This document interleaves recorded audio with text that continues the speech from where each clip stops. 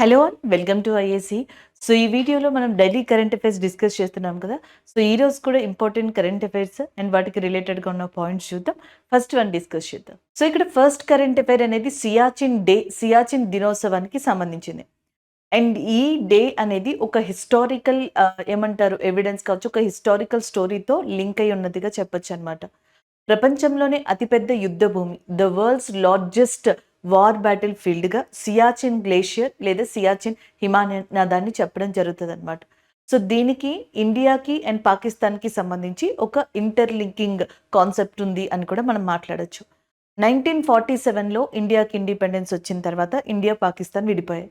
So దాని తర్వాత India పాకిస్తాన్కి మధ్యలో కొన్ని అగ్రిమెంట్స్ జరిగాయి. ఆ అగ్రిమెంట్స్లో కరాచీ అగ్రిమెంట్ అని చెప్పేసి ఒకటి ఉంటుంది, షిమ్లా అగ్రిమెంట్ అని చెప్పేసి ఒకటి ఉంటుంది. సో ఈ అగ్రిమెంట్స్ ప్రకారం నార్మల్గా చాలా సంవత్సరాల నుంచి ఇండిపెండెన్స్ వచ్చిన తర్వాత కూడా సియాచిన్ అనే గ్లేషియర్ ఏదైతే ఉందో అది ఇండియా వైపున మనకి కంటిన్యూ అవుతా వస్తూ ఉంది. దాని మానిటరింగ్ మొత్తం ఇండియా చూసుకుంటుంది. అంటే సడన్గా 1984 ఆ ప్రాంతంలో మనకి ఇండియన్ స్పై లేదా ఇండియన్ ఇంటెలిజెన్స్ బ్యూరో ఇచ్చిన రిపోర్ట్ ఆ గవర్నమెంట్కి ఏంటంటే సియాచిన్ గ్లేషియర్ ఆక్యుపేషన్కి పాకిస్తాన్ ఒక ప్లాన్ని క్రియేట్ చేస్తుంది అని చెప్పేసి ఒక ఇన్ఫర్మేషన్ వచ్చింది. సో దానికోసం యూరోప్ కంట్రీ నుంచి నెంబర్ ఆఫ్ ఈ ఏవైతే మనకి స్నోకి తట్టుకునే జాకెట్స్ ఉంటాయో, మనకి కోల్డ్ జాకెట్, వార్మ్ జాకెట్స్, వాటిని ఆర్డర్ ఇచ్చారు అన్నట్టుగా చెప్పడం జరిగింది. సో దీంతో సియాచిన్ గ్లేషియర్ని ప్రొటెక్ట్ చేసుకోవడం కోసం అప్పట్లో మనకి ప్రైమ్ మినిస్టర్ అయిన ఇందిరాగాంధీ గారు అండ్ 1984లో ఆపరేషన్ మేఘదూత్ అనే దాన్ని 13th ఏప్రిల్ రోజున మనకి లాంచ్ చేయడం జరిగింది. అందుకని సియాచిన్ డే అనే దాన్ని మనం ఎప్పుడు గుర్తు చేసుకుంటాము అంటే 13th ఏప్రిల్. ఈ డేకి ఎటువంటి థీమ్ అనేది లేదు. There is no specific theme regarding to that సియాచిన్గా చెప్పొచ్చు అనమాట. సో జస్ట్ ఈ డే యొక్క ఇంపార్టెన్స్ అంతే. 1984లో దీనికోసం మనం ఆపరేషన్ మేఘదూత్ అనే దాన్ని లాంచ్ చేసాం. ఇది కారకోరంకి దగ్గరలో ఉంటుంది. ఇది ఉన్న ప్రాంతాన్ని NJ9842 అని కూడా పిలుస్తారనమాట. సో పొరపాటున మనం సియాచిన్ అని చదువుకుని వెళ్తాం, కానీ NJ9842 అని కనిపిస్తే కొంచెం కొత్తగా అనిపిస్తుంది. బట్ ఆ రెండు కూడా ఒకటే అనమాట. ఇది కారకోరం శ్రేణికి ఈస్టర్న్ సైడ్ ఉంది. సో చాలా చోట్ల ఎగ్జామ్స్లో, ఎస్పెషల్లీ గ్రూప్స్ లాంటి ఎగ్జామ్స్లోకి వచ్చేటప్పటికి చాలామంది స్టూడెంట్స్ని ఇబ్బంది ఎక్కడ పెడతారు అంటే కారకోరం రేంజ్ దగ్గర ఉంది అని చెప్పేసి మనకు తెలుసు, కానీ ఈస్ట్ డైరెక్షన్లో ఉందా, వెస్ట్ డైరెక్షన్లో ఉందా అనేది తెలియదు అనమాట. సో మనకి ఇండియా మ్యాప్ ఇలా అనుకున్నారు అనుకోండి, ఫర్ ఎగ్జాంపుల్ జమ్మూ కాశ్మీర్, లడాక్, హిమాచల్ ప్రదేశ్, ఉత్తరాఖండ్ ఇలా అనుకున్నారు అనుకోండి. సో ఎగ్జాక్ట్గా ఈ పొజిషన్లో మన మ్యాప్కి, జమ్మూ కాశ్మీర్కి ఈ పొజిషన్లో సియాచిన్ గ్లేషియర్ ఉంటుంది. ఇటు సైడ్ కారకోరం రేంజ్ ఉంటుంది. అంటే ఇది కారకోరం రేంజ్ అనుకోండి, ఇది సియాచిన్ అనమాట. అంటే కారకోరానికి ఎటు సైడ్ ఉంది, ఇది ఈస్ట్ సైడ్ ఉందన్నమాట. అదే ఈ పాయింట్. అలాగే సియాచిన్ గ్లేషియర్లో మనం ఒక పాయింట్ని రికగ్నైజ్ చేసాం. దాన్ని ఇందిరా కాల్ అని చెప్పేసి అంటాం. That is called as the Indira call, the northern most point of India. భారతదేశానికి ఉత్తరాన చిట్ట చివరన ఉన్న పాయింట్గా ఇందిరా కాల్ అనే దాన్ని కూడా చెప్పొచ్చు అనమాట. సో అది ఇంకొక point. And the next one, మామూలుగా ఈ పోల్స్ దగ్గర మంచి ఇంపార్టెంట్ గ్లేషియర్స్ ఉంటాయి. ధృవాల దగ్గర మనకి ఇంపార్టెంట్ ఈ మంచు కొండలు అనేవి ఉంటాయి. వీటిని పక్కన పెడితే నాన్ పోలార్ రీజియన్స్, ధృవాలు కాని ప్రాంతాల్లో ప్రపంచంలో థర్డ్ పోల్గా దేన్ని చెప్తాము అంటే మనకి జనరల్గా ఈ ఏదైతే సియాచిన్ గ్లేషియర్ ఉందో దాన్ని థర్డ్ పోల్ అని చెప్పేసి అంటాం. అలాగే ఈ నాన్ పోలార్ రీజియన్స్లో అతిపెద్ద గ్లేషియర్, అతిపెద్ద మంచు కొండ ఫెట్చోన్క్ అనేది అనమాట. ఇది తజికిస్తాన్లో ఉంది. ఫెట్చెన్కో ఇది మనకి నాన్ పోలార్ రీజియన్స్లో, ధృవాలు కాని ప్రాంతాల్లో ప్రపంచంలోనే అతిపెద్ద గ్లేషియర్. దీని తర్వాత సియాచిన్ గ్లేషియర్ని అతిపెద్ద మంచు కొండగా చెప్తారు. అది ఆపరేషన్ మేఘదూత్ ద్వారా ఇండియా అండ్ పాకిస్తాన్కి మధ్యలో ఒక వార్ బ్యాటిల్ ఫీల్డ్గా మారిపోయింది అనమాట. అండ్ నెక్స్ట్ చూడండి, ఈ సియాచిన్ గ్లేషియర్ ఏదైతే ఉంటుందో దీనికి దగ్గరలో నుబ్రా నది అనేది ప్రవహిస్తుంది. So which river flows near by the area of Siachen glacier, that is nothing but Nubra అనమాట. And the next point, and రీసెంట్గా 2023-22లో ఏం జరిగిందంటే ఫర్ ద ఫస్ట్ టైం ఇక్కడ ఒక విమెన్ ఆఫీసర్ని అపాయింట్ చేయడం జరిగింది. ఆమె పేరు Shiva Chauhan. Captain Shiva Chauhan is the first women officer and who appointed in Siachen glacier base క్యాంప్గా చెప్పచ్చు, లేదా సియాచిన్ గ్లేషియర్ ఏరియాగా చెప్పొచ్చు అనమాట. ఎందుకంటే సియాచిన్ గ్లేషియర్ దగ్గర ఒక్కొక్కసారి టెంపరేచర్ -50 దాకా వెళ్ళిపోతుంది అంట. అంటే కొన్ని రేర్ కండిషన్స్లో, నార్మల్గా అయితే -30, -35 ఇట్లా కూడా జనరల్గా కనిపిస్తుంది అంట ఈ గ్లేషియర్ దగ్గర. సో అలాంటి చోట్ల నార్మల్ మామూలుగా సర్వైవ్ అవ్వడం అనేది కష్టం కదా. సో ఫస్ట్ టైం ఇక్కడ ఒక విమెన్ అపాయింట్ చేశారు ఇలాంటి ప్లేస్లో. ఆమె పేరు కెప్టెన్ శివా చౌహాన్గా చెప్తున్నారు. సో ఇది సియాచిన్ గ్లేషియర్కి సంబంధించిన ఇన్ఫర్మేషన్. ఆపరేషన్ మేఘదూత్ మనకి ఇంపార్టెంట్, దాంతోపాటుగా సియాచిన్ యొక్క స్టోరీ అనేది ఇంపార్టెంట్, దాంతోపాటు ఉన్న కొన్ని కీ పాయింట్స్ ఉన్నాయి చూసారా. ఇందులో కొన్ని ఆల్రెడీ ప్రీవియస్ క్వశ్చన్స్ అండి. లైక్ మనకి ఆపరేషన్ మేఘదూత్ ప్రీవియస్ క్వశ్చన్, అలాగే Karakoram previous question, Indira call అనేది ఎస్ఎస్సిలో చాలాసార్లు ఫ్రీక్వెంట్గా రిపీట్ అయ్యే క్వశ్చన్ అనమాట. అండ్ దీనికి రిలేటెడ్గా ఇంకొక ఇన్ఫర్మేషన్ అనేది మనం ఇక్కడ చూద్దాం. ఈ ఆపరేషన్స్ అని మాట్లాడుతున్నాం కాబట్టి రీసెంట్గా Israel Iran, Israel Gaza and Syria and as well as Russia Ukraine ఇలా మనకి చాలా కంట్రీల మధ్య డిస్టర్బెన్స్ వస్తున్నాయి. ఇలాగ గతంలో కూడా వచ్చాయి. అలా గతంలో వచ్చినప్పుడు 2023లో ఒకటి ఆపరేషన్ దోస్త్, ఇది కంట్రీస్కి మధ్య ప్రాబ్లం కాదు కానీ టర్కీ సిరియాకి మధ్యలో అర్త్క్వేక్ వచ్చింది. అప్పుడు అక్కడ ఉన్న వాళ్ళని రెస్క్యూ చేయడానికి ఇండియా కండక్ట్ చేసిన ఆపరేషన్ దోస్త్గా చెప్తాం. టర్కీ అండ్ సిరియా యొక్క రాజధాని గుర్తుపెట్టుకోండి డెమస్కస్. ఇది మనకి ఇప్పుడు చాలా important. And the next one operation Kaveri, సూడాన్కి సంబంధించి మనం కండక్ట్ చేయడం జరిగింది. అక్కడ డిస్టర్బెన్స్ రావడం వల్ల దాన్ని కండక్ట్ చేసాం. దాని క్యాపిటల్ ఖార్తూమ్. ఆపరేషన్ అజయ్, ఇజ్రాయెల్కి అండ్ హమాస్కి మధ్యలో అటాక్స్ జరుగుతున్న టైంలో అక్కడి నుంచి ఇండియన్స్ని వెకేట్ చేయించడానికి, అది ఇవాక్యువేట్ చేయించడానికి ఇండియా కండక్ట్ చేసిన ఆపరేషన్ని ఆపరేషన్ అజయ్ అని చెప్పేసి అంటాం. అవి రీసెంట్గా జరిగినవి అనమాట. ఇవి గతంలో. ఆపరేషన్ పోలో అని చెప్పేసి అంటాం. ఇది మీకు ఆల్రెడీ తెలిసిందే. 1948లో దీన్ని కండక్ట్ చేశారనమాట. సో మనకి రీసెంట్గా రజాకార్స్ అని ఒక మూవీ కూడా వచ్చింది. దాంట్లో ఈ ఆపరేషన్ పోలోని కూడా మనకి చూపించడం జరిగింది. 1948లో సర్దార్ వల్లభాయ్ పటేల్ గారు ఉన్నప్పుడే ఇది జరిగింది. ఆయన్ని ఐరన్ మ్యాన్ ఆఫ్ ఇండియా అంటారు. అండ్ ప్రపంచంలోనే నిల్చున్న పొజిషన్లో అత్యంత ఎత్తైన statue, the tallest statue in the world Sardar Vallabhbhai Patel గారిది. అది గుజరాత్లోని సాధుబెట్ అనే ప్రదేశంలో ఉంది. సో ఆయన ఉన్న టైంలోనే హైదరాబాద్ని ఇండియాలో విలీనం చేయడానికి 1948లో ఆపరేషన్ పోలో అనే దాన్ని కండక్ట్ చేశారు. ఆపరేషన్ విజయ్ 1961లో కండక్ట్ చేయడం జరిగింది. ఆపరేషన్ విజయ్ మీకు 2 times వినిపిస్తుంది ఇండియాలో.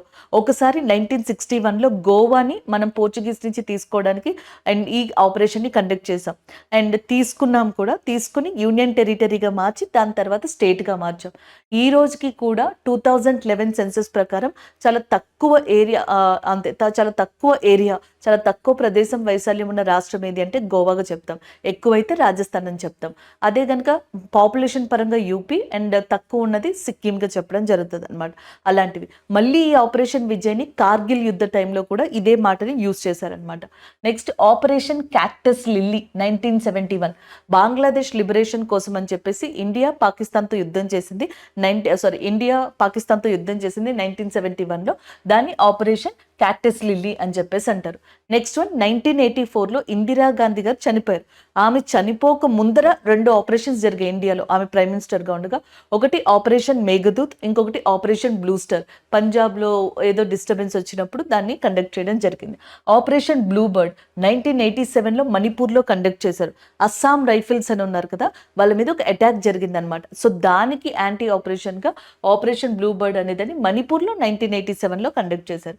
ఆపరేషన్ పవన్ 1987లో శ్రీలంక. అప్పుడు మనకి తమిళ టైగర్ ఎవరైతే ఉన్నారో ఆ టైంలో ఎల్టీఈ ఉంది చూసారా. సో వాళ్ళని కంట్రోల్ చేయడానికి వాళ్ళకి సంబంధించి ఆపరేషన్ పవన్, ఇది రాజీవ్ గాంధీ గారి టైంలో లాంచ్ చేశారనమాట. ఆపరేషన్ దేవీ శక్తి 2021లో ఆఫ్ఘనిస్తాన్లో తాలిబన్స్ మనకి ఆక్యుపై చేసుకున్న టైంలో అక్కడి నుంచి ఇండియన్స్ని తీసుకురావడానికి కండక్ట్ చేశారు. ఆపరేషన్ గంగా. సో 2022లో దీన్ని కండక్ట్ చేయడం జరిగింది రష్యా ఉక్రెయిన్ మధ్యలో ప్రాబ్లం వచ్చినప్పుడు. సో ఇవి మనం ఇండియా కండక్ట్ చేసిన ఆపరేషన్స్గా చెప్పచ్చు అనమాట. సో ఇవన్నీ ఎందుకు చెప్పుకున్నామంటే అసలు ఈరోజు మన కరెంట్ అఫైరే ఆపరేషన్ మేఘదూత్ కదా, సియాచిన్కి సంబంధించి. అందుకే రీసెంట్గా ఉన్న ఆపరేషన్స్ ఏవైతే ఉన్నాయో వాటి గురించి కూడా డిస్కస్ చేయడం జరిగింది. So this is all about this current affair operation Siachen day, April 13th అనమాట. 134th birth anniversary of doctor BR Ambedkar. So మనకి ఎవరైతే రాజ్యాంగ నిర్మాతగా మనం చెప్తామో అండ్ కాన్స్టిట్యూషనల్ మేకర్గా చెప్తామో ఆ పర్సన్కి సంబంధించిన and one of the important anniversary వచ్చేటప్పటికి 134th మనకి రీసెంట్గా 14th April జరిగింది. 14 April రోజున మనకి అంబేద్కర్ జయంతి అంటాం. ఇప్పుడు 134వ జయంతి ఈ సంవత్సరం. ఆయన 1891లో మనకి జన్మించడం జరిగింది.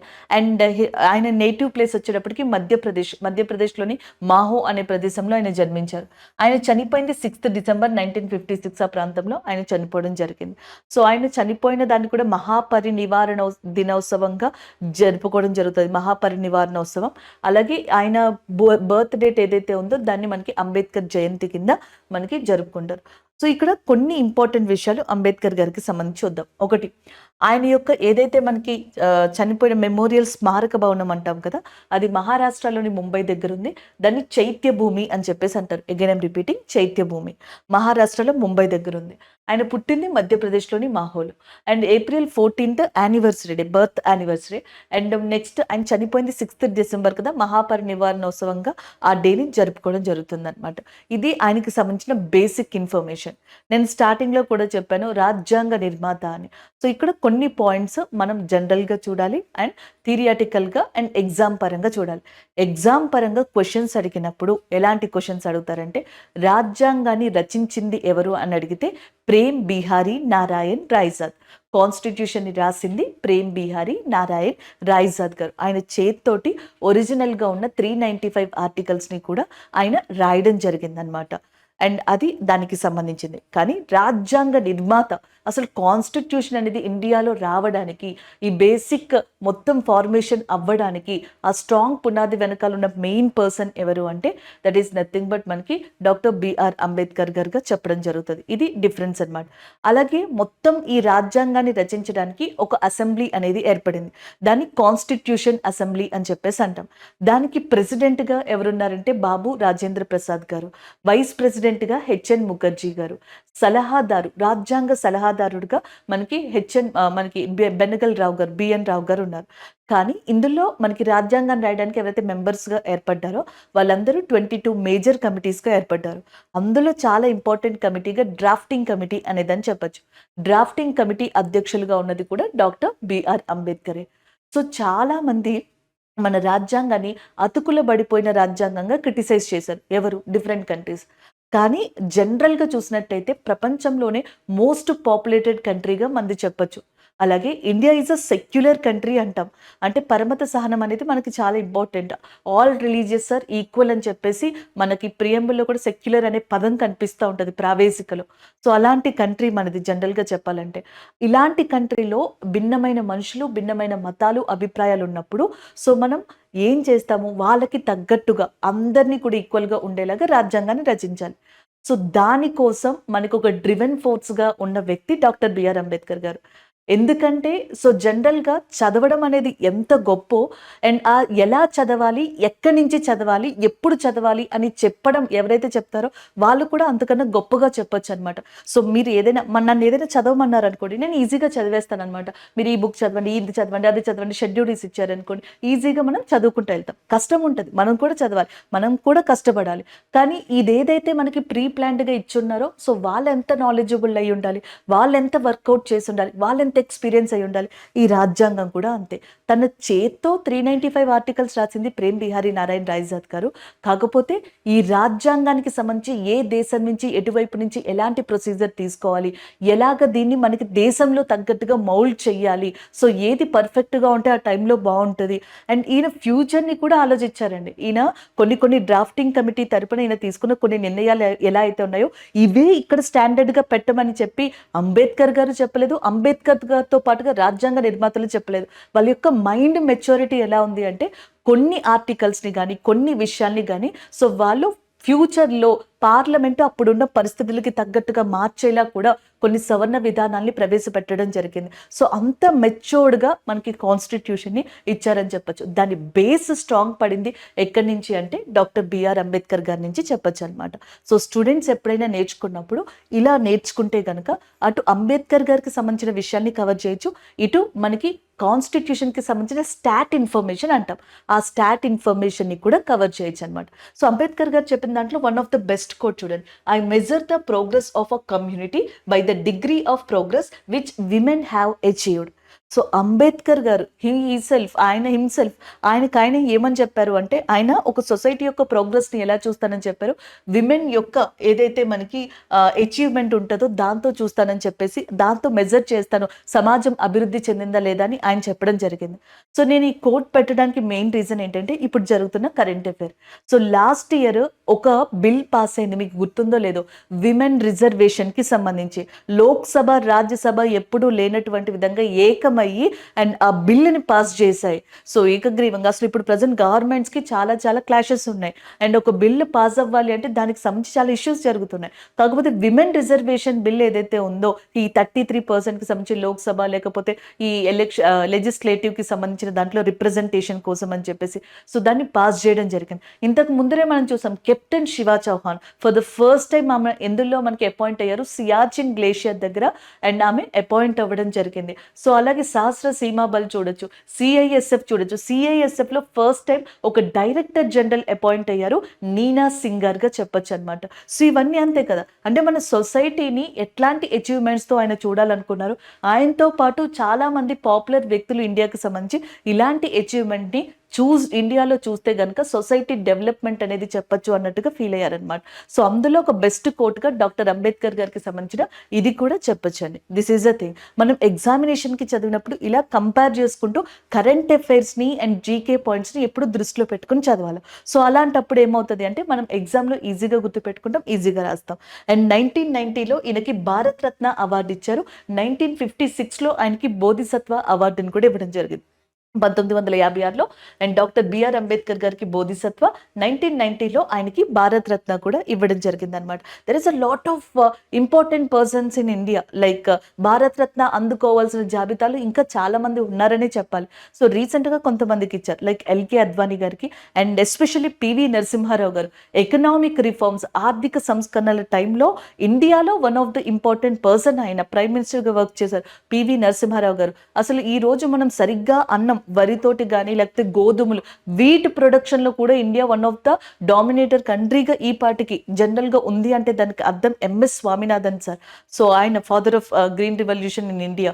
సో ఆయనకి కావచ్చు, కర్పూరి ఠాకూర్ గారికి కావచ్చు, అండ్ మనకి రైతు దినోత్సవమే ఈయన పేరు చెప్పుకుని మనం జరుపుకుంటాం, చౌదరి చరణ్ సింగ్ గారు, ఆయనకి కావచ్చు. వీళ్ళందరికీ కూడా భారత్ రత్న ఇచ్చారనమాట. There is a lot of brilliant people in India and who received Bharat Ratna. ఇంకా అందుకోవాల్సిన వాళ్ళలో కూడా చాలా మంది ఉన్నారని చెప్పొచ్చు అనమాట. సో దాంట్లో ఒకళ్ళు మనకి 1990లో భారత్ రత్న అందుకున్న డాక్టర్ బిఆర్ అంబేద్కర్ గారు. అలాగే అంబేద్కర్ గారికి సంబంధించి ఇక్కడ చూడండి, బహిష్కృత హితకారిణి సభ అనే దాన్ని సో అంబేద్కర్ గారు ఇవ్వడం జరిగింది. అది ఒకటి. సమతా సైనిక దళ్ అనే దాన్ని, ఈ రెండింటిని ఎస్టాబ్లిష్ చేశారు ఆయన. నెక్స్ట్ మనకి ఏదైతే షెడ్యూల్ క్యాస్ట్ ఫెడరేషన్ ఉందో అది ఏర్పరిచారు.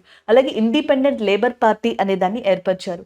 నెక్స్ట్ వన్, అంబేద్కర్ గారికి సంబంధించిన విగ్రహాల్లో కొన్ని గుర్తుపెట్టుకోవాలి. స్టాట్యూ ఆఫ్ యూనిటీ ఏమో మనకి సర్దార్ వల్లభాయ్ పటేల్కి సంబంధించింది కదా, అండ్ స్టాట్యూ ఆఫ్ ఈక్వాలిటీ ఏమో అంబేద్కర్ గారికి సంబంధించింది. ఈ స్టాట్యూ ఆఫ్ ఈక్వాలిటీ అనే పేరుతోటి యుఎస్ఏలో 19 feet తోటి 19 అడుగులతోటి ఒక విగ్రహాన్ని ఆవిష్కరించారు. స్టాట్యూ ఆఫ్ సోషల్ జస్టిస్ అని చెప్పేసి ఉంటుంది, ఇది 206 అడుగులు. విజయవాడలో, ఆంధ్రప్రదేశ్లో దీన్ని ఏర్పరిచారు. ఇప్పుడు ప్రస్తుతం ఇండియాలో అతిపెద్ద విగ్రహం అంబేద్కర్ గారిది ఇదే. ఎందుకంటే 206 అడుగులు కదా, అందులో 125 అడుగులేమో అంబేద్కర్ గారి విగ్రహం, మిగిలినది ఏదైతే ఉందో అది పెడెస్ట్రియల్గా చెప్తున్నారు అనమాట, అది పోడియంగా చెప్తున్నారు. అది ఒకటి. And the next one, Buddha and his Dhamma అనే పేరుతోటి ఒక స్టాట్యూ యూకేలో ఉంది. మనకి లండన్ దగ్గర యూకేలో ఆయన ఒక బుక్ పట్టుకుని ఉంటారు ఇట్లా స్టాట్యూ, ఇక్కడేమో మనకి బుద్ధ అండ్ దమ్మా అని రాసి ఉంటుంది అనమాట. ఆ స్టాట్యూ మనకి అక్కడ లొకేట్ అయింది. నెక్స్ట్, కోయిసన్ యూనివర్సిటీ జపాన్లో కూడా బిఆర్ అంబేద్కర్ గారి యొక్క విగ్రహాన్ని మనకి ఉంచడం జరిగింది. డాక్టర్ బిఆర్ అంబేద్కర్ గారి విగ్రహం, మహాత్మా గాంధీ గారి స్టాట్యూస్, సో ఇవి ప్రపంచంలో చాలా చోట్ల ఇనాగ్రేట్ చేశారు. అంతేకాకుండా ఇప్పుడిప్పుడే మనకి కల్చరల్ పరంగా కూడా జరుగుతుంది. తమిళనాడుకి సంబంధించిన కొంతమంది ఫేమస్ పోయెట్స్ ఎవరైతే ఉన్నారో అలాంటి వాళ్ళ యొక్క విగ్రహాన్ని కూడా ప్రపంచంలోని వేరే కంట్రీస్లో ఆవిష్కరిస్తున్నారనమాట. అది ఒక మంచి సైన్ అని చెప్పొచ్చు ఇండియన్ కల్చర్కి సంబంధించి. అండ్ ద నెక్స్ట్ వన్ చూడండి, అంబేద్కర్ గారు బుక్స్ కూడా రాశారు. 1956లో the Buddha and his Dhamma అనే ఒక బుక్ రాశారు. Philosophy of Hinduism, annihilation of caste, waiting for visa, ఇవన్నీ కూడా మనకి అంబేద్కర్ గారు రాసిన బుక్స్గా చెప్పొచ్చు అనమాట. ఆయన లాస్ట్ బుక్ అయితే the Buddha and his Dhamma అనే బుక్ రాశారు. అదే బుక్తో, అదే లాస్ట్ బుక్ కదా, అదే ఇమేజ్ని మనకి, అదే స్టాట్యూని ఈ ఏమంటారు బ్రిటన్లో మనకి ఇనాగ్రేట్ చేయడం జరిగింది, అక్కడ ఉంచారనమాట. అండ్ ఇంకొకటి ఏంటంటే ఆర్టికల్ 32 అని చెప్పేసి ఉంటుంది. ఆర్టికల్ 32ని డాక్టర్ బిఆర్ అంబేద్కర్ గారు ఏమన్నారంటే రాజ్యాంగానికి ఆత్మ వంటిది, సోల్ ఆఫ్ ఇండియన్ కాన్స్టిట్యూషన్గా ఆర్టికల్ 32ని డాక్టర్ బిఆర్ అంబేద్కర్ గారు చెప్పడం జరిగింది అనమాట. కాన్స్టిట్యూషన్ ఏదైతే ఉందో దాదాపుగా 2 years వరకు కష్టపడ్డారు, 2 years పైన కష్టపడ్డారు. 1946లో మొదలు పెడితే 1949 పట్టింది కాన్స్టిట్యూషన్ మొత్తం రాయడానికి. సో దీంట్లో చాలా మంది కాంట్రిబ్యూట్ చేశారు, lot of persons including women కూడా దీంట్లో పార్టిసిపేట్ చేసి కాంట్రిబ్యూట్ చేయడం జరిగింది. సో అంత బాగా ఫ్యూచర్ ఆఫ్ ఇండియా బాగుండాలి అని చెప్పేసి మనకి ఒక ప్రాసెస్ని, ఒక థింగ్ని ఇవ్వడం జరిగింది కాన్స్టిట్యూషన్ రూపంలో. అంబేద్కర్ గారు ఇక్కడ ఉన్నారు అంటే ఈ రోజు కరెంట్ అఫైర్ కాబట్టి కాన్స్టిట్యూషన్, చాలా మంది పాలిటీ రిలేటెడ్ కూడా చెప్పమని అడుగుతున్నారు. ఇలాంటి పాయింట్స్ అయితే మనం యాడ్ చేయగలమండి కాన్స్టిట్యూషన్కి సంబంధించి కానీ ఇలాంటివి కానీ. సో ఇదొకటి. ఇంకొకటి ఏంటంటే ప్రపంచంలోనే లెంతియెస్ట్ రిటర్న్ కాన్స్టిట్యూషన్ ఏదంటే మందే, ప్రపంచంలోనే లెంతియెస్ట్ రిటర్న్ కాన్స్టిట్యూషన్ అండ్ భారతదేశానికి చెప్పొచ్చు అనమాట. సో ఇలాంటివన్నీ జనరల్గా మనం చదువుకుంటూ ఉంటే ఇంట్రెస్టింగ్గా ఉంటుంది, ఇవి గుర్తుంటాయి. ఇది ఈ కరెంట్ అఫైర్కి సంబంధించింది. నెక్స్ట్ వన్ చూద్దాం. సో నెక్స్ట్ కరెంట్ అఫైర్ అపాయింట్మెంట్కి సంబంధించిందిగా చెప్పొచ్చు అనమాట. ఇక్కడ Anirudh Bose, justice Anirudh Bose is a news అనమాట. సో జస్టిస్ అనిరుద్ బోస్ ఎవరైతే ఉన్నారో director general of national judicial అకాడమీకి రీసెంట్గా అపాయింట్ అయ్యారు. న్యూ డైరెక్టర్ జనరల్గా మనకి నేషనల్ జ్యుడిషియల్ అకాడమీ ఏదైతే ఉందో దానికి అపాయింట్ అయ్యారు ఈయన. అండ్ ద నెక్స్ట్ వన్, దీని యొక్క ఏదైతే అకాడమీ ఉందో అది భూపాల్లో ఉంది, అండ్ దీని యొక్క ఆఫీస్ ఢిల్లీలో ఉంది. మెయిన్ ఏదైతే ఉందో అది ఆథరైజేషన్ది, బట్ ఈ అకాడమీ అనేది భూపాల్లో ఉంది. దీనికి డైరెక్టర్ జనరల్గా ఈయన అపాయింట్ అయ్యారు. అదే ఈ కరెంట్ అఫైర్గా చెప్పొచ్చు. ఈ న్యాయ వ్యవస్థకి సంబంధించిన ఎడ్యుకేషన్, రీసెర్చ్, పాలసీస్ ఇవన్నీ కూడా మేనేజ్ చేసుకునేది జాతీయ జ్యుడిషియల్ అకాడమీగా చెప్పడం జరుగుతుంది. అంతకు ముందర లోక్పాల్ అనేది న్యూస్లో ఉంది, మీకు ఆల్రెడీ తెలుసు. లోక్పాల్, లోక్యుక్త్, గవర్నమెంట్ ఎంప్లాయీస్ కానీ గవర్నమెంట్ ఆఫీసెస్ కానీ వీటికి సంబంధించి సో ట్రాన్స్పరెన్సీ ఉండే విధంగా, సో వాళ్ళు ఎవరేమైనా తప్పు చేసినా లేకపోతే అవినీతికి గురి అయినా వాళ్ళని ఎంక్వైరీ చేసి సరి చేసే విధంగా లోక్పాల్, లోక్యుక్త్ లాంటివి ఏర్పడ్డాయని మనం గతంలో డిస్కస్ చేసాం. లోక్పాల్ సెంటర్లో ఉంటుంది, లోక్యుక్త్ స్టేట్కి సంబంధించింది. ఆ లోక్పాల్లో ఇప్పుడు చైర్పర్సన్గా అజయ్ మాణిక్రావు ఖాన్విల్కర్ ఉండడం జరిగింది. Ajay Manikrao and Khanwilkar present chairperson of that లోక్పాల్గా చెప్పొచ్చు. అయితే ఆ లోక్పాల్లో జ్యుడిషియల్ మెంబర్స్ కూడా ఉంటారు. అందులో వన్ ఆఫ్ ద జ్యుడిషియల్ మెంబర్గా అపాయింట్ అయింది రితురాజ్ అవస్థి గారు. రితురాజ్ అవస్థి గారు గతంలో 22nd లా కమిషన్కి చైర్మన్గా ఉంటే దానికి రెసిగ్నేషన్ ఇచ్చి, దానికి రాజీనామా ఇచ్చి ఇప్పుడు మనకి ఈ లోక్పాల్కి మెంబర్గా రావడం జరిగింది అనమాట. And the next one, 16th finance కమిషన్కి చైర్పర్సన్గా అరవింద్ పనగారియా గారు ఉన్నారు. అలాగే దీనికి సంబంధించిన న్యూ మెంబర్గా మనోజ్ పాండా గారు రీసెంట్గా అపాయింట్ అవ్వడం జరిగింది. హాకీ కోచ్గా, అది నేషనల్ విమెన్ హాకీ కోచ్గా రీసెంట్గా మనకి హరీంద్ర సింగ్ గారు అపాయింట్ అవ్వడం జరిగింది. విప్రోకి సంబంధించిన న్యూ సీఈఓగా శ్రీనివాస పల్లియా గారు అపాయింట్ అయ్యారు. నేషనల్ ఇన్వెస్టిగేషన్ ఏజెన్సీకి సంబంధించిన న్యూ డైరెక్టర్ జనరల్గా మనకి ఎవరైతే సదానంద గారు ఉన్నారో సదానంద గారు అపాయింట్ అవ్వడం జరిగింది అనమాట. సో ఇవన్నీ రీసెంట్గా వచ్చిన కరెంట్ అఫైర్స్ అండ్ అపాయింట్మెంట్స్ అండి. ఒకసారి దీన్ని చూసుకుంటే సరిపోతుంది. So next current affair exercise, యుద్ధ విన్యాసానికి సంబంధించి డస్ట్ క్లిక్ అనే ఎక్సర్సైజ్ న్యూస్లో ఉంది. సో మనకి ఇండియాకి ఉజ్బెకిస్తాన్కి మధ్యలో డస్ట్ క్లిక్ అనే ఎక్సర్సైజ్ రీసెంట్గా కండక్ట్ చేయడం జరుగుతుంది. అది కూడా ఉజ్బెకిస్తాన్లోనే, దానికి సంబంధించింది. ఫస్ట్ ఎక్సర్సైజ్ నేమ్ గుర్తుపెట్టుకోండి, డస్ట్ క్లిక్ అనే యుద్ధ విన్యాసం ఇండియా అండ్ ఉజ్బెకిస్తాన్కి సంబంధించింది. ఇది ఎన్నోవ ఎడిషన్ అంటే 5th ఎడిషన్, 5వసారి. సో ఇది ఉజ్బెకిస్తాన్లోని టెర్మిస్ అనే ప్రాంతం ఏదైతే ఉందో అక్కడ 14 రోజుల పాటు దీన్ని కండక్ట్ చేయబోతున్నారు. అండ్ అంతకు ముందర 4th ఎడిషన్ వచ్చేటప్పటికి ఉత్తరాఖండ్లోని పితోర్గర్, ఇండియాలో జరిగింది లాస్ట్ టైం. అసలు ఫస్ట్ ఎడిషన్ 2019లో స్టార్ట్ అయింది, 2019లో ఫస్ట్ ఎడిషన్ అనేది స్టార్ట్ అయింది అనమాట. అది కూడా ఉజ్బెకిస్తాన్లోనే స్టార్ట్ అయింది ఫస్ట్ ఎడిషన్. ఇప్పుడు కూడా ఉజ్బెకిస్తాన్లో జరుగుతుంది, బట్ దీనికి ముందరది మాత్రం ఎక్కడ జరిగింది అంటే పితోర్గర్ ఇన్ ఉత్తరాఖండ్ అనమాట. ఉజ్బెకిస్తాన్ యొక్క క్యాపిటల్ వచ్చేటప్పటికి తష్కెంట్గా చెప్పొచ్చు, కరెన్సీ మాన్గా చెప్పడం జరుగుతుంది. So coming to that related current affair, so మనకి ట్రైలెంట్ ఏదైతే ఐఎంటీ ఎక్సర్సైజ్ అనేది రీసెంట్గా మొజాంబిక్ దగ్గర ఉన్న నకాలా ప్రాంతంలో జరిగింది. మొజాంబిక్ క్యాపిటల్ మనకి మెపాటో అండ్ మొజాంబిక్ ఇండియా టాంజానియా ఏదైతే ఉందో టాంజానియా క్యాపిటల్ డొడోమా. సో ఈ మొత్తం 3 కంట్రీలకి ఈ ఐఎంటీ ఎక్సర్సైజ్ అనేది నావీకి సంబంధించి రీసెంట్గా జరిగింది. నెక్స్ట్ వన్ సీ పవర్ అనేది ఇండియా ఇండోనేషియాకి మధ్యలో జరిగిన యుద్ధ విన్యాసంగా చెప్పొచ్చు రీసెంట్గా. అంతేకాకుండా ఇండియాకి సంబంధించిన మనకి ఎలక్ట్రానిక్ వెహికల్స్ ఏవైతే మ్యానుఫ్యాక్చర్ అవుతాయో ఆ మ్యానుఫ్యాక్చర్ అయిన వాటిని మనకి వేరే కంట్రీకి ఎక్స్పోర్ట్ చేసే విధంగా ఈ కంపెనీ టైఅప్ అయింది. దాని పేరు సిట్రోయిన్ అనే కంపెనీ ఇక మీదట ఇండియాలో ఏవైతే ఎలక్ట్రిక్ వెహికల్స్ మ్యానుఫ్యాక్చర్ అవుతాయో సో వాటిని మనకి వేరే కంట్రీస్కి ఎక్స్పోర్ట్ చేస్తుంది ఇంటర్నేషనల్ పరంగా. అలా ఫస్ట్ కంట్రీని మనం దేన్ని ఎంచుకున్నామంటే ఇండోనేషియా అనమాట. ఎలక్ట్రిక్ వెహికల్స్కి సంబంధించిన డే ఎప్పుడు అంటే September 9th. ఎలక్ట్రిక్ వెహికల్స్కి సంబంధించిన స్కీమ్ ఏంటంటే ఫాస్టర్ అడాప్షన్ మ్యానుఫ్యాక్చరింగ్ ఎలక్ట్రిక్ వెహికల్స్గా చెప్పడం జరుగుతుంది. ఫేమ్ స్కీమ్గా చెప్తామన్నమాట.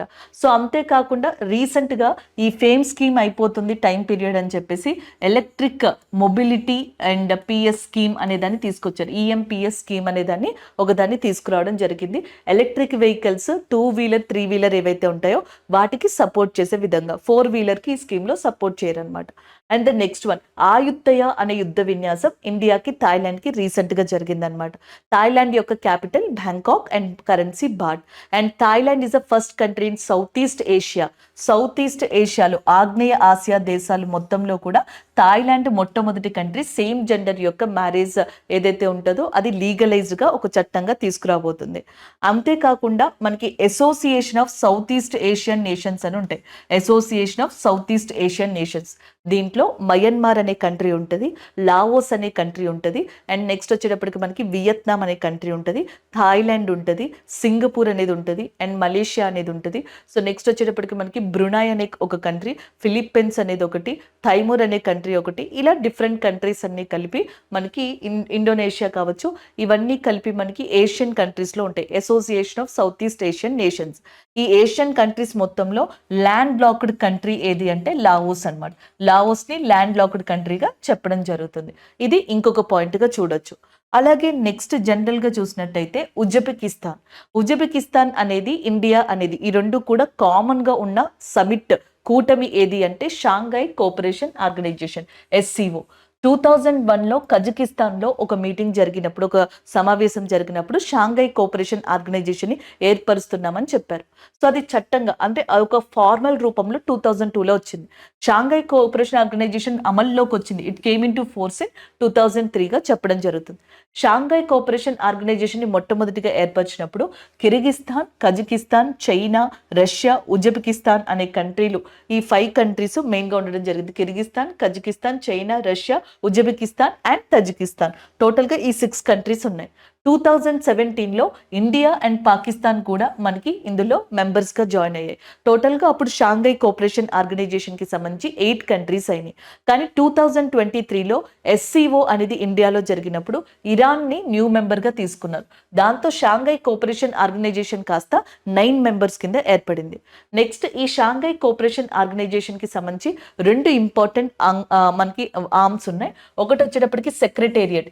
SCO యొక్క సెక్రటేరియట్ చైనాలోని బీజింగ్లో ఉంది. అండ్ SCO యొక్క ర్యాట్ సంస్థ రీజనల్ యాంటీ టెర్రరిస్ట్ స్ట్రక్చర్ దీని హెడ్ క్వార్టర్స్ రష్యా దగ్గర ఉంది. అండ్ ద నెక్స్ట్ వన్ SCOకి సంబంధించి అఫీషియల్ లాంగ్వేజెస్గా రష్యా అండ్ చైనీస్ ఉన్నాయి. రష్యన్ లాంగ్వేజ్, చైనీస్ లాంగ్వేజ్ అనేవి షాంఘై కోఆపరేషన్ ఆర్గనైజేషన్ యొక్క మనకి అఫీషియల్ లాంగ్వేజెస్ అధికార భాషలుగా చెప్తాం. ఇప్పుడు ఐక్యరాజ్య సమితికి సంబంధించి 6 అధికార భాషలు ఉన్నాయి. Like English, Spanish, French. So ఇలా ఏవైతే చెప్తామో అవి 6 అధికార భాషలుగా ఉన్నాయి. షాంఘై కోఆపరేషన్ ఆర్గనైజేషన్కి అఫీషియల్ లాంగ్వేజెస్ 2, రష్యా ఒకటి, రష్యన్ ఒకటి, చైనీస్ ఒకటి. ఇండియాకి అఫీషియల్ లాంగ్వేజెస్ ఎన్ని 22 ఉన్నాయి మనకైతే. అండ్ నెక్స్ట్ ఇక్కడ చూడండి, Shanghai Cooperation Organisation first cultural city ఏది అంటే వారణాసిగా చెప్పడం జరుగుతుంది అనమాట. అండ్ ద నెక్స్ట్ వచ్చేటప్పటికి ఇరాన్ కొత్త మెంబర్గా వచ్చింది కదా. ఇరాన్ యొక్క క్యాపిటల్ టెహ్రాన్, ఇరాన్ యొక్క ప్రెసిడెంట్ ఇబ్రహీం రైజీ, ఇరాన్లో important port Chabahar port. And India ప్రపంచవ్యాప్తంగా 2 ఇంపార్టెంట్ పోర్ట్స్ యొక్క ఆపరేషన్ రైట్స్ని సొంతం చేసుకుంది. ఫస్ట్లో ఇరాన్ యొక్క చాబార్ పోర్ట్ని, రీసెంట్గా మయన్మార్ యొక్క సిట్వీ పోర్ట్ని. సో ఇలా వీటికి సంబంధించి ఇంపార్టెంట్ ఇన్ఫర్మేషన్ని మనం చెప్పొచ్చు అనమాట. అలాంటి ఎస్సీఓలో వన్ ఆఫ్ ద మెంబర్స్ అయిన ఏవైతే ఉజ్బెకిస్తాన్ అండ్ ఇండియా అనేవి ఉన్నాయో ఈ రెండూ కలిసి మనకి కండక్ట్ చేస్తున్న ఎక్సర్సైజ్ డస్ట్ లీక్. అండ్ వీటితో పాటుగా రీసెంట్గా 2024లోనే మనకి యుద్ధ అభ్యాస్ అనేది ఇండియాకి యుఎస్ఏకి మధ్యలో జరుగుతుంది. అది ఆల్రెడీ జరిగిపోయింది. ధర్మ గార్డియన్ అనేది ఇండియాకి జపాన్కి రాజస్థాన్లో జరుగుతుంది. సదా తాన్సిక్ అనే ఎక్సర్సైజ్ వచ్చేటప్పటికి సౌదీ అరేబియాకి ఇండియాకి సంబంధించిన ఎక్సర్సైజ్గా చెప్పొచ్చు. సముద్ర లక్ష్మణ్ అని చెప్పేసి ఒక ఎక్సర్సైజ్ ఉంది ఇండియాకి మలేషియాకి సంబంధించి. ఎకువీరన్ అనే యుద్ధ విన్యాసం ఇండియా మాల్దీవ్స్ కి సంబంధించిన యుద్ధ విన్యాసం. స్లినెక్స్ ఇండియాకి శ్రీలంకకి సంబంధించిన యుద్ధ విన్యాసంగా చెప్పొచ్చు అనమాట. సూర్యకిరణ్ ఇండియాకి నేపాల్కి సంబంధించిన యుద్ధ విన్యాసంగా చెప్పడం జరుగుతుంది. హ్యాండ్ ఇన్ హ్యాండ్ ఇండియాకి చైనాకి సంబంధించిన ఎక్సర్సైజ్ గా మనం గుర్తుపెట్టుకోవాల్సి ఉంటుంది. క్వాడ్ ఎక్సర్సైజ్ లేదా మల్బార్ ఎక్సర్సైజ్ ఇది ఇండియా, జపాన్, ఆస్ట్రేలియా, యుఎస్ఏకి సంబంధించిన యుద్ధ విన్యాసంగా గుర్తుపెట్టుకోవాలి. సో నెక్స్ట్ కరెంట్ అఫైర్ చూద్దాం. నెక్స్ట్ కరెంట్ అఫైర్ వచ్చేటప్పటికి ఒక ఇనిషియేషన్ కి సంబంధించి గతంలో మనం వంతారా అనే ఒక ఇనిషియేటివ్ చూసాం. ఈ వంతారా ఇనిషియేటివ్ దేనికి సంబంధించింది? గుజరాత్లోని జామ్నగర్ అనే ప్రాంతం దగ్గర ఈ రిలయన్స్ ఇండస్ట్రీ ఏదైతే ఉందో దాని తరపున అనంత్ అంబానీ గారు మిగతా వాళ్ళు కలిసి అండ్ ఎలిఫెంట్స్ ని ప్రొటెక్ట్ చేయడానికి, ఏనుగుల్ని సంరక్షించడానికి వంతారా అనే దాన్ని గుజరాత్లో స్టార్ట్ చేశారు. అది అయిపోయిన కొన్ని రోజులకి అదానీ గ్రూప్ ఆఫ్ ఇండస్ట్రీ తరపున గౌతమ్ అదానీ గారు ఒక అనౌన్స్మెంట్ చేశారు. గుజరాత్లోని ముంద్రా అనే ఏరియా దగ్గర మనకి ఈ ఫస్ట్ టైం ప్రపంచంలోనూ అండ్ ఇండియాలో కూడా single largest copper refinery unit అనే దాన్ని ఎస్టాబ్లిష్ చేయబోతున్నాము అని చెప్పి ఆయన అనౌన్స్ చేయడం జరిగింది. ఈ రెండు ఇనిషియేటివ్స్ లాగానే గుజరాత్లోని కచ్ అనే ప్రాంతం ఏదైతే ఉందో దానికి దగ్గరలో మనకి కేవ్రా అనే ఒక ప్రాంతం ఉంది. అక్కడ largest hybrid renewable energy park అనే దాన్ని ఎస్టాబ్లిష్ చేయబోతున్నారు. సో మనకి పునరుత్పాదక శక్తి వనరుల పార్క్. దీని అర్థం ఏంటి అంటే, సో సాధారణంగా రినవబుల్ ఎనర్జీస్ అంటే ఏముంటాయి మనకి? ఒకటి వాటర్ అనేది ఉంటుంది అనమాట. సో మనకి హైడ్రో ఎలక్ట్రిక్ ఫెసిలిటీ ద్వారా ఇస్తాం. అండ్ నెక్స్ట్ వచ్చేటప్పటికి మనకి విండ్ ఎనర్జీ, పవన శక్తి అనేది ఉంటుంది. దాని తర్వాత సోలార్ ఎనర్జీ అనేది ఉంటుంది. దాని తర్వాత జియో థెర్మల్ ఎనర్జీ, బయోమాస్, ఇలాగ రకరకాలుగా ఉంటాయి అనమాట మనకి. ఇవన్నీ రినవబుల్ ఎనర్జీస్, శక్తి, పునరుత్పాదక శక్తి వనరులు. వీటిలో కొన్నిటిని మనకి యూజ్ చేసుకుని ఈ ప్లాంట్స్ నిర్మించి వాటి నుంచి వచ్చే ఎనర్జీని స్టోర్ చేస్తారు. సో దానినే అతిపెద్ద హైబ్రిడ్ పునరుత్పాదక శక్తి వనరుల పార్క్ అంటే మనకి largest hybrid renewable energy park గా చెప్తున్నారు. సో దాదాపుగా 538 స్క్వేర్ కిలోమీటర్స్, 538 చదరపు కిలోమీటర్ల విస్తీర్ణంలో అదానీ గ్రూప్ వాళ్ళు దాదాపుగా 1.5 lakh crores ని ఖర్చు పెట్టి 30 GW ని ప్రొడ్యూస్ చేసేలాగా దీన్ని నిర్మిస్తున్నారు. సో దీంట్లో 26 GW వచ్చేటప్పటికేమో మనకి దేనికి సంబంధించింది అంటే సోలార్కి సంబంధించింది అండ్ 4 GW విండ్ ద్వారా మనకి ప్రొడ్యూస్ చేస్తారు. అదే ఈ కరెంట్ అఫైర్ అనమాట. అండ్ దానికి రిలేటెడ్గా solar powered city, first solar powered city ఇండియాలో మధ్యప్రదేశ్లోని సాంచి, ఫస్ట్ సోలార్ బోట్ కేరళలో ఆదిత్య అనే దాని నేమ్ తోటి స్టార్ట్ చేయడం జరిగింది. సో ఇవి రిలేటివ్గా మనం గుర్తుపెట్టుకోవచ్చు అనమాట. ఆ festival in current affair, India నేపాల్లో ఒక ఫెస్టివల్ని కండక్ట్ చేస్తుంది. దాని పేరు జనక్పుర్ధామ్ పండుగ. జనక్పుర్ధామ్ ఫెస్టివల్ అనేది నేపాల్లోని మహేంద్ర నారాయణ నిధి మిథిలా అనే ప్రదేశంలో దీన్ని కండక్ట్ చేస్తారు. ఇది కల్చరల్ ఓరియంటెడ్ ఫెస్టివల్ అనమాట. భారతదేశం సంస్కృతిని నేపాల్లో రిప్రజెంట్ చేసేలా జరిపే పండుగగా దీన్ని చెప్పొచ్చు. సో నేపాల్ యొక్క రాజధాని క్యాపిటల్ కాఠ్మండు. నేపాల్ యొక్క ప్రెసిడెంట్గా రామచంద్ర పౌండ్లే ఉన్నారు. అండ్ నేపాల్కి ఇండియాకి మధ్యలో ఉన్న యుద్ధ విన్యాసాన్ని మనం సూర్యకిరణ్ యుద్ధ విన్యాసం అంటాం. రీసెంట్గా నేపాల్కి సంబంధించి మనం ఒక కాన్ఫరెన్స్ కూడా ఏర్పాటు చేసాం నేపాల్లో, సాంస్క్రిట్ కాన్ఫరెన్స్ అని. దాంట్లో సాంస్క్రిట్ లాంగ్వేజ్ని ప్రోత్సహిస్తాం, ప్రమోట్ చేస్తామని ఇండియాతో నేపాల్ కొలాబరేట్ అవ్వడం జరిగిందనమాట. అంతేకాకుండా హిమాలయాల్లో అత్యంత ఎత్తైన శిఖరం ఎవరెస్ట్ కూడా మనకి నేపాల్లోనే లొకేట్ అయి ఉంది. దాన్ని 26 times అధిరోహించిన షెర్పా కామిరీటా అనే పర్సన్. ఆయన తర్వాత పసాంగ్ ధావన్ అనే పర్సన్ కూడా ఒక రికార్డ్ని క్రియేట్ చేశారు మౌంట్ ఎవరెస్ట్ కి సంబంధించి.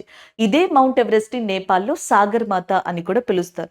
నేపాల్లో ఉన్న one of the important project గా అరుణ్ అనే ప్రాజెక్ట్ ని చెప్పొచ్చు అనమాట.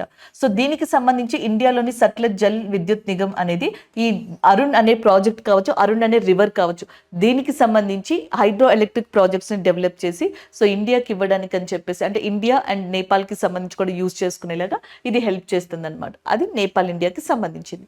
ఇక్కడ చూడండి, రీసెంట్గా ఉన్న ఫెస్టివల్స్లో లడాక్ ఒకటి. లడాక్లో మామ్నీ ఫుడ్ ఫెస్టివల్ అనేది సెలబ్రేట్ చేశారు. ఆప్రికాట్ ఫెస్టివల్ అనేది కూడా లడాక్లో సెలబ్రేట్ చేశారు. ట్యూలిప్ ఫెస్టివల్, షికారా ఫెస్టివల్, వీటితో పాటుగా తవీ పండుగ కూడా జమ్మూ కాశ్మీర్లో జరుపుకుంటారు. శక్తి ఫెస్టివల్ అనేది మినిస్ట్రీ ఆఫ్ కల్చర్ కింద సంగీత్ నాటక అకాడమీ రీసెంట్గా హిమాచల్ ప్రదేశ్లో జ్వాలాముఖి టెంపుల్, మహారాష్ట్రలో కొల్హాపూర్ టెంపుల్, మధ్యప్రదేశ్లో ఉజ్జయిని ఏదైతే మహాకాళేశ్వర్ టెంపుల్ ఏదైతే ఉందో అది ఉజ్జయిని కదా మహాకాళేశ్వర్ టెంపుల్. అలాగే నెక్స్ట్ మనకి ఇంకా కొన్ని ప్రాంతాల్లో ఇంపార్టెంట్ టెంపుల్స్ గుజరాత్లో కావచ్చు, ఇలా 7 టెంపుల్స్ని తీసుకుని అక్కడ శక్తి ఫెస్టివల్ అనే దాన్ని నిర్వహిస్తున్నారనమాట. సో ఇది జనరల్గా ఈ ఫెస్టివల్స్ రిలేటెడ్గా మీరు గుర్తుపెట్టుకోవచ్చు. అంతేకాకుండా ఒకసారి ఇవి చూడండి, ఇండియాకి నైబరింగ్ కంట్రీస్లో ఒకటి పాకిస్తాన్ యొక్క ప్రైమ్ మినిస్టర్గా ఇప్పుడు ఎవరున్నారు? Shehbaz Sharif. Next one Sri Lanka president ఏమో రనీల్ విక్రమసింగే, శ్రీలంక యొక్క prime minister Dinesh Gunawardena. And the next one Bangladesh prime మినిస్టర్గా లాస్ట్ ఇయర్ తిరిగి ఎంపికైన వ్యక్తి Sheikh Hasina garu. And the next one Pushpa Kamal Dahal. Nepal యొక్క ప్రైమ్ మినిస్టర్గా ఉన్నది పుష్ప కమల్ దాహల్ అనమాట. Prachanda president and Pushpa Kamal Dahal prime minister. అలాగే భూటాన్కి సంబంధించి ప్రైమ్ మినిస్టర్గా షిరింగ్ టోగ్బే, నేపాల్కి సంబంధించి పుష్ప కమల్ దాహల్, బాంగ్లాకి సంబంధించి షేక్ హసీనా గారు, అలాగే శ్రీలంకకి సంబంధించిన ప్రైమ్ మినిస్టర్గా దినేష్ గుణవర్ధనే, అండ్ పాకిస్తాన్కి సంబంధించిన ప్రైమ్ మినిస్టర్గా షహబాజ్ షరీఫ్ గారు ఉండడం జరిగింది. ఇవి ఇండియా చుట్టుపక్కల ఉన్న కంట్రీస్కి సంబంధించిన ఇన్ఫర్మేషన్. రీసెంట్ గా సైబర్ క్రైమ్ ఇండెక్స్ అనేది కూడా రావడం జరిగింది. Cyber crime index. సో ఈ సైబర్ క్రైమ్ ఇండెక్స్ లో మనకి రష్యా ఉంది చూసారా, రష్యా వచ్చేటప్పటికేమో మనకి టాప్ పొజిషన్ లో ఉంది. అండ్ నెక్స్ట్ సెకండ్ పొజిషన్ లో ఉక్రెయిన్ అనేది ఉంది. అండ్ థర్డ్ పొజిషన్ లో చైనా అనేది ఉంది. అండ్ నెక్స్ట్ మనకి ఫోర్త్ పొజిషన్ లో యుఎస్ఏ ఉంది. ఫిఫ్త్ పొజిషన్ లో నైజీర్ అనేది ఉంది. అండ్ 10th పొజిషన్ లో ఇండియా అనేది ఉంది. రీసెంట్ సైబర్ క్రైమ్ ఇండెక్స్ లో ఇండియా యొక్క rank 10th, నైజీర్, USA, China, Ukraine, Russia top 5 లో ఉన్నాయి. అంటే మన చుట్టుపక్కల కంట్రీల్లో కూడా సైబర్ క్రైమ్ ఇండెక్స్ లో మనమే ముందున్నాం, అంటే మన దాంట్లోనే ఎక్కువ జరుగుతున్నాయంట. అది ఒకటి. నెక్స్ట్ వరల్డ్ హ్యాపీనెస్ ఇండెక్స్ లో ఇండియా యొక్క ర్యాంక్ 126th గా ఉందన్నమాట. చైనాకి అయితే 60 ర్యాంక్లో ఉంది. మయన్మార్ ఆల్మోస్ట్ దాదాపుగా 118 ర్యాంక్లో ఉందన్నమాట మయన్మార్ అనేది. అండ్ ఇంకా చెప్పాలంటే బంగ్లాదేశ్ ఏమో 128 ఆ ప్రాంతంలో ఉంది, శ్రీలంక 128, బంగ్లాదేశ్ 129 అలా ఉన్నాయి. కన్నా మనకన్నా బెటర్ పొజిషన్లోనేమో పాకిస్తాన్ అనేది ఉంది. అలాగే మనకన్నా బెటర్ పొజిషన్లో నేపాల్ ఉంది. నేపాల్, పాకిస్తాన్ లాంటివి మయన్మార్ లాంటివి మనకన్నా బెటర్ పొజిషన్లో ఉన్నాయి గ్లోబల్ హ్యాపీనెస్ ఇండెక్స్లో. అది ఒకటి చూసుకోవచ్చు అనమాట. ఇండియా చుట్టుపక్కల కంట్రీలు కాబట్టి ఇవి చెప్పాను. సో బట్ మన కరెంట్ అఫైర్ వచ్చేటప్పటికి నేపాల్కి సంబంధించిన జనక్పూర్ ధామ్ పండుగకు సంబంధించి. సో నెక్స్ట్ కరెంట్ అఫైర్ చూడండి, ఇక్కడ మనకి గోపి తోటకూర. సో గోపి గారు ఒక పైలట్ అనమాట. ఈయన విజయవాడ ఆంధ్రప్రదేశ్కి సంబంధించిన వ్యక్తి. అయితే రీసెంట్గా మనకి ఈ ఏదైతే జెఫ్ బెజోస్ ఒకటి అనౌన్స్ చేశారనమాట, NS-25 machine, space machine.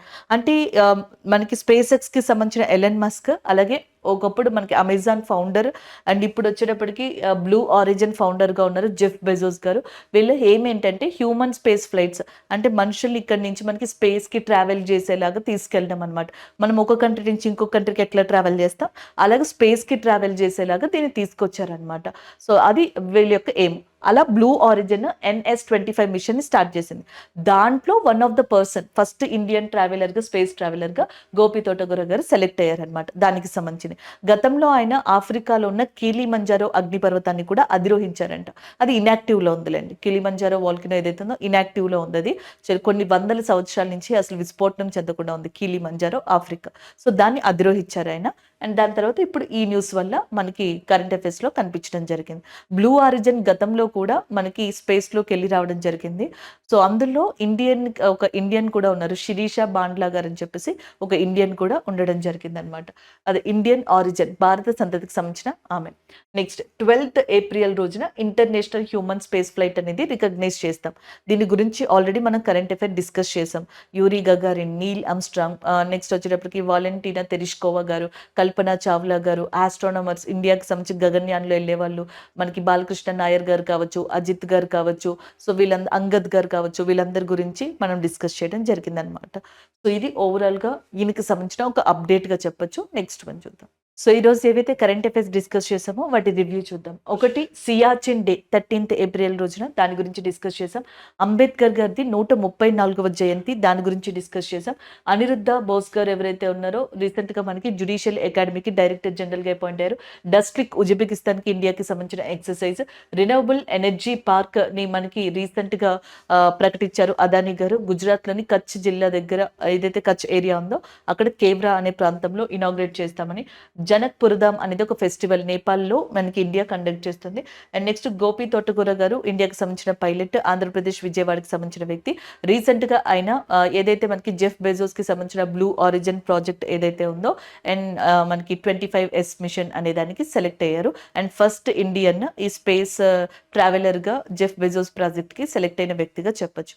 So ఇవి ఈరోజు మనం ఓవరాల్‌గా డిస్కస్ చేసుకున్న కరెంట్ అఫైర్స్. Thank you.